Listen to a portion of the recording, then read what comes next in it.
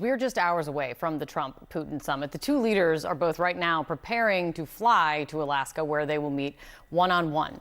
This will be the first in-person meeting of these two leaders in years. President Trump today said that he expects this meeting with Putin will be productive. I believe now he's convinced that he's going to make a deal. He's going to make a deal. I think he's going to, and we're going to find out. I'm going to know very quickly. And of course, just a few minutes later, President Trump conceded that there's a 25% chance in his mind this meeting is a failure. As for Putin, he's working the flattery angle with President Trump.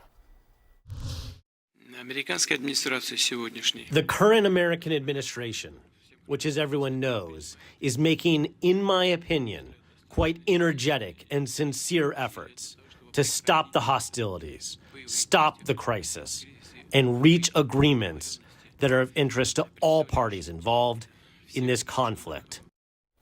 Putin knows that praising Trump has definitely worked in the past. Remember, when the two men met in 2018, they stood side by side as President Trump sided with Vladimir Putin over U.S. intelligence agencies about Russian interference in the 2016 election.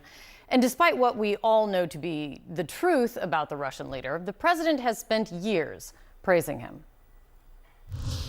I also have a very good relationship, as you know, with President Putin. I knew Putin very well, got along with him actually great. Putin is a nicer person than I am. So now I like Putin. Now, Putin called me a genius, by the way. But Putin has reason to worry. Trump's tone has changed in recent months. I was very unhappy with my call with President Putin, and it just seems like he wants to go all the way and just keep killing people. I'm not happy with President Putin at all. We get a lot of bullshit thrown at us by Putin. I'm disappointed in President Putin. Very disappointed in him. And now we're just hours away from the two meeting once again. Some European officials tell CNN that they're concerned that Putin could sway Trump yet again. One official saying that Trump, quote, must be prepared because Putin is very, very well prepared. Kristen Holmes is out front in Alaska ahead of the president's arrival there. Kristen, what more are you learning about the president's thinking going into this?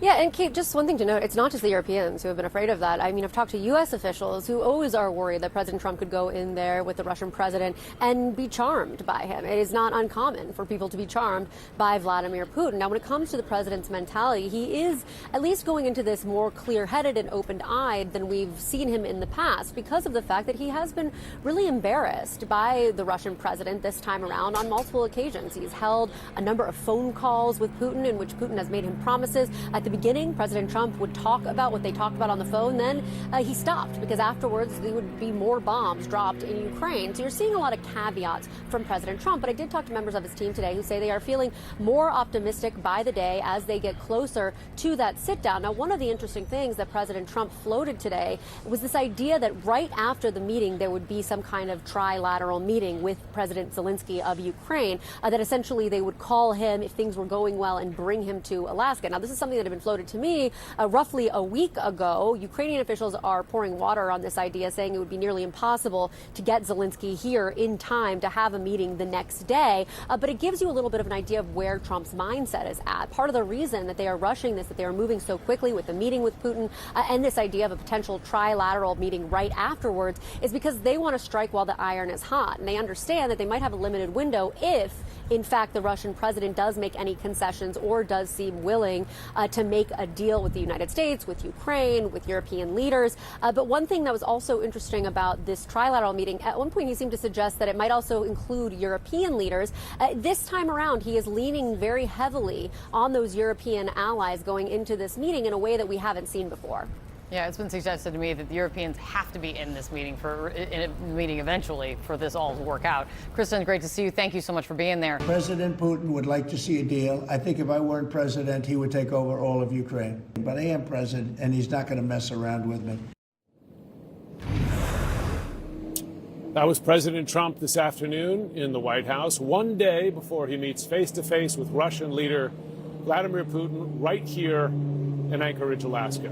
Joining me now, Dr. Kenneth Jakleva.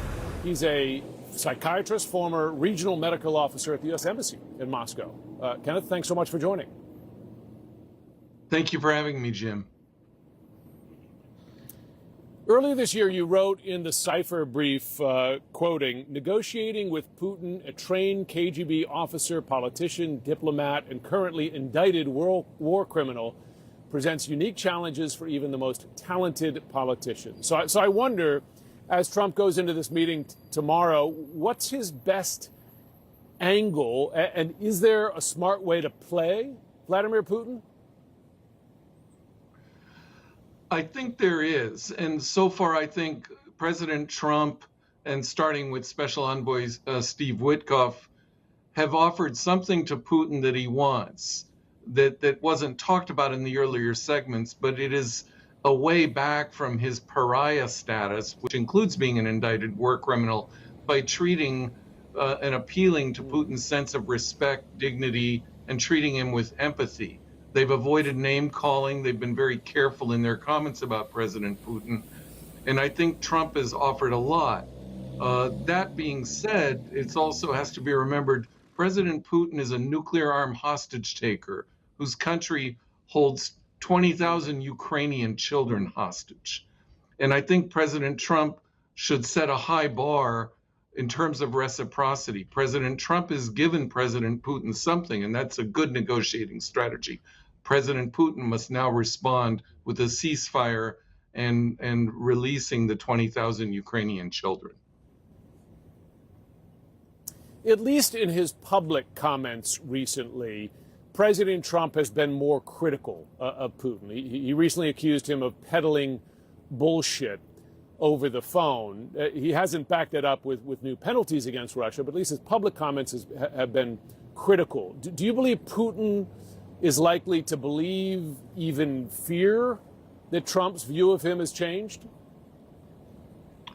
I think President Putin should be very careful. I think it's an excellent point.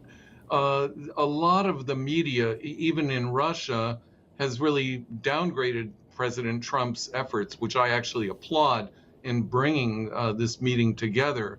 But given President Trump's recent successes in negotiating other difficult conflicts, both during his first term with the Abraham Accords and more recently between Rwanda, Congo, and importantly, just last Friday between Armenia and Azerbaijan, President Trump's on a roll.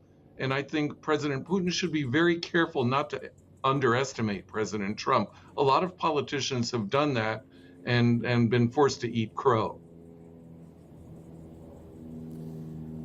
Do you believe Trump's discussion, at least discussion of more sanctions, but also that the Iran strike might factor into Putin's calculus, that he saw President Trump, granted on a small scale, big attacks over the course of just one day, willing to strike Iran, that might at least raise a question in Putin's mind as to how far Trump might be willing to go as relates to the war in Ukraine? 100%. I think the strike against Iran showed what many people would call controlled deterrence, and it showed resolve, a Reagan-esque resolve on President Trump's part. And I think President Putin, I'm sure that has changed his calculus in the sense that at least it's got to give him a sense of pause that this is a different President Trump than the President Trump he dealt with during President Trump's first term. We'll see how that all comes together tomorrow. Dr. Kenneth DeCleva, thanks so much for joining. Thank you for hosting me.